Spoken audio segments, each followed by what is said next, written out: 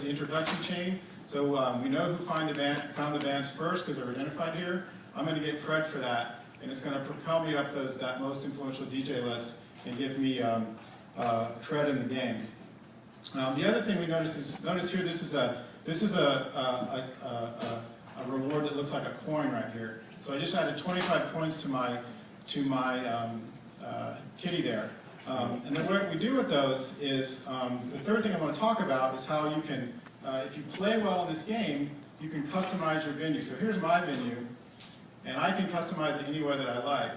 I can change my avatar, I can change the venue itself, and notice that most of these things are available for a certain amount of coins, which is what I get from playing the game. It's sort of incenting me to go play well. But there's also things I can buy with this in-game currency called chips. And those are connected to my credit card. So that's why I describe it as a social game, because it works on the same model as the social games you might see on Facebook now. If you're not familiar, the social games generate about $2 billion a year right now, and it's very quickly growing.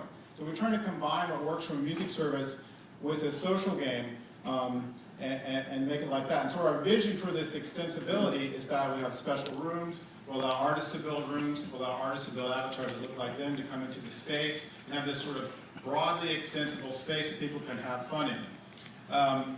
Finally, there's another aspect of the business here, which is e-commerce and merchandise, branded partnerships. So imagine in this context bar, contextual to any song, we have things from the band. So merchandise, tickets, news, anything that the band wants to show us can go there. That creates a win-win partnership opportunity for the band. So that's cred-fm. John, do you have any comments? Well, we're taking a few Q&As, but so I mean, what is the audience for this? Because I see a lot of the use cases of this sort of already handled by Turntable FM, and I just wonder how deep of a music fan do people have to be to want to like level up in listening of CeeLo Green? Well, I think that we could compare to Turntable, but we're structurally couldn't be more different from Turntable. So people who are into their bands and into playing games have an outlet here. So if you want to be known as the person who found this band, this tour is going to surface you as that. If you just enjoy music, it's a full featured music player with this additional level of credit comes along with your passion for music. One more point too is we're going to be doing a bunch of artist partnerships. So this is going to be a way for artists to identify who their most passionate fans are, and certainly you can use some of your cred to get a laminate for their next tour. And so there will be a lot of contests and a lot of rewards and incentives from the artists themselves and from the labels.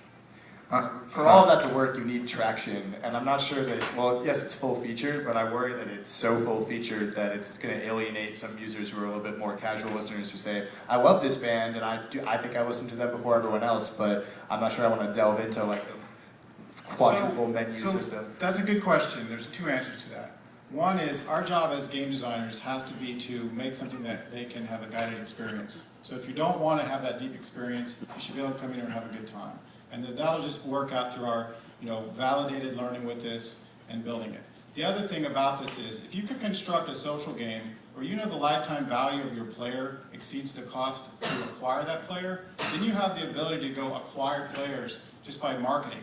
So $1 out to marketing will come back to you as more than $1. So we have an ability to scale this through advertising because of the back-end revenue that it generates via the virtual goods.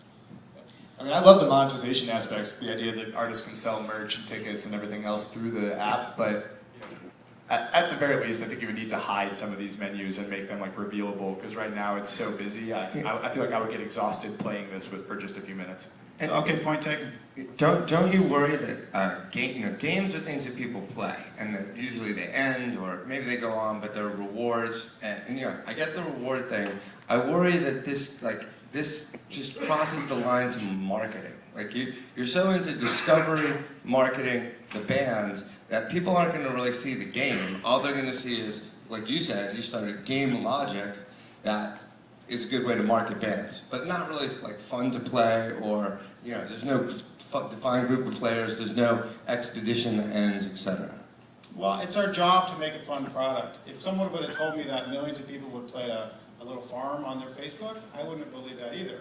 So I hope that we can make something that people just have a great time with. It's not viewed as a marketing thing or anything else, it's just a fun experience for them. Okay, thank Thank you you. so much.